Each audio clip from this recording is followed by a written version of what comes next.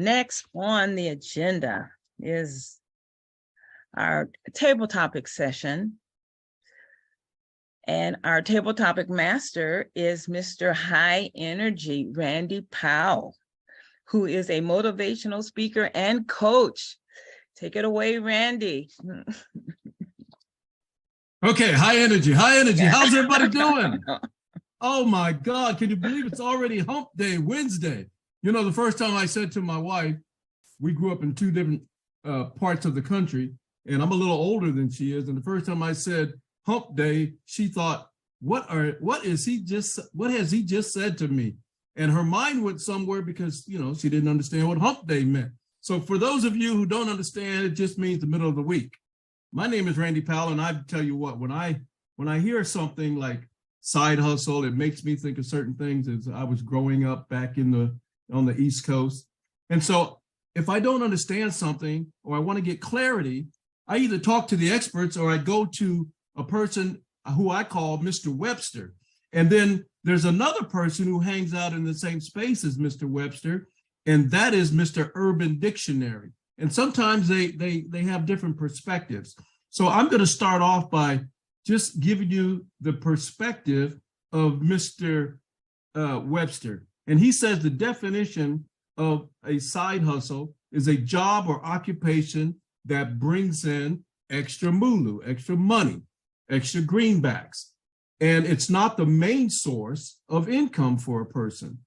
Now, on another side of the place, Mr. Urban says that it's a term that's used almost exclusively by Americans who are somehow still in denial about how rigged the economic system is in favor of the ultra rich.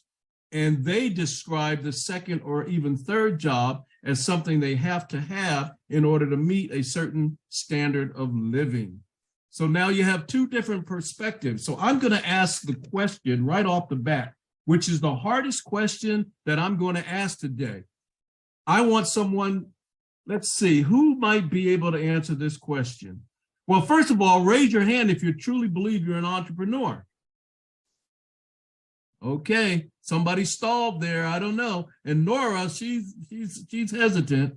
So I'm going to ask Miss Reed. I haven't spoken to Miss Reed live, and I'm going to ask her this question. Is a side hustle for the smart, the scared, or the skeptical?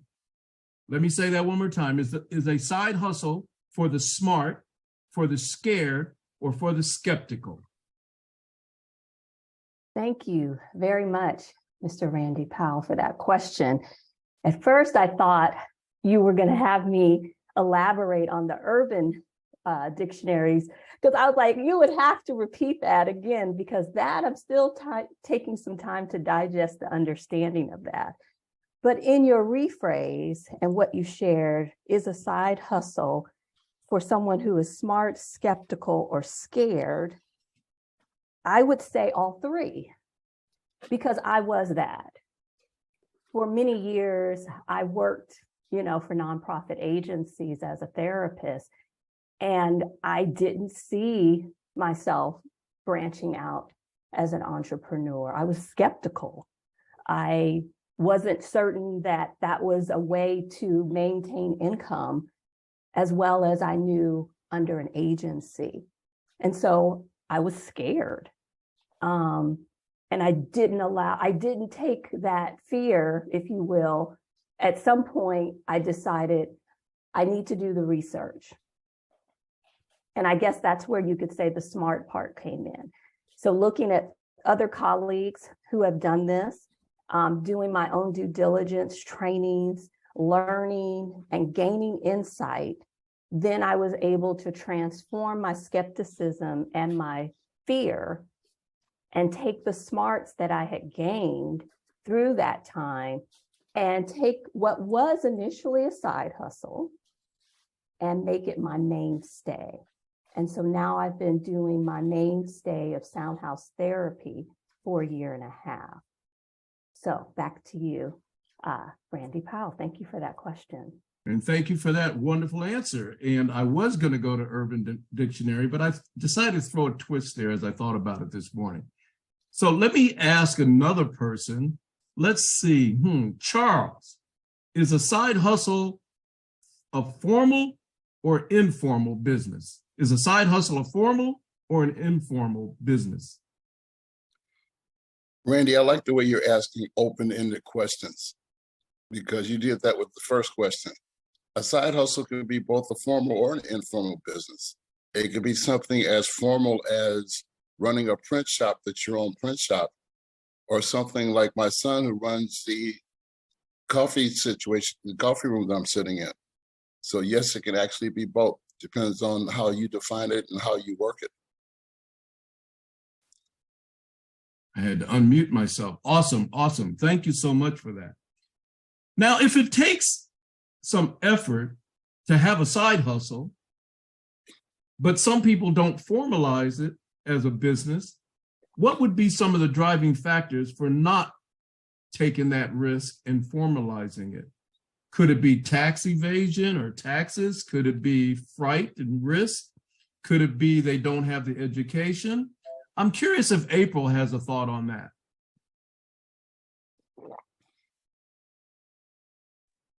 Good morning, and I was hoping you would ask me this question. I talk to a lot of people all the time, and I've asked myself this question quite a bit, and God has been pushing me in that direction to say, why don't you formalize it? And what I found is one, belief is sometimes one of the major forces. Is once you formalize it, you believe it, you commit to it. It's no longer an idea, it's no longer a concept, it's no longer something I'm testing out, I'm trying. You've now committed to it. And so I think that's one reason that people don't formalize it.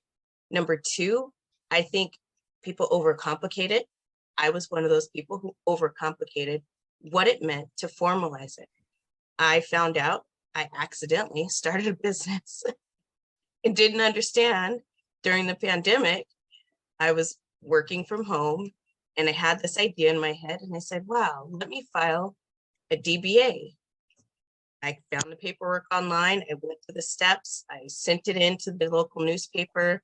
I got my papers back and I said, great, that was awesome. Had no idea that that was putting foot to paper and formalizing the idea from the comfort of my own home. While everything was shut down, no one could walk into a building. I was able to establish some sort of a business structure around my idea.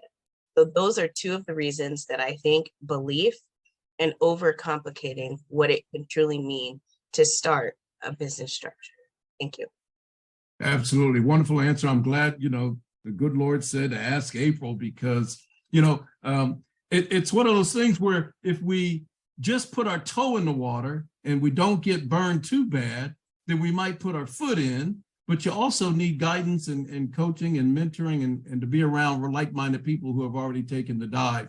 And some people say just jump in while other people kind of hang out on the edges of the water. So I guess the last question I'm going to ask is, there are so many different types of side hustles. I'm going to ask someone to just name a few. And if you happen to hear something that you've had some experience in, then just raise your hand real quick to show us that you've tried it. Okay. I'm going to ask Susan Vanderberg to name some side hustles that she's either familiar with or been involved with. And if it touches you, raise your hand. I've done so much stuff.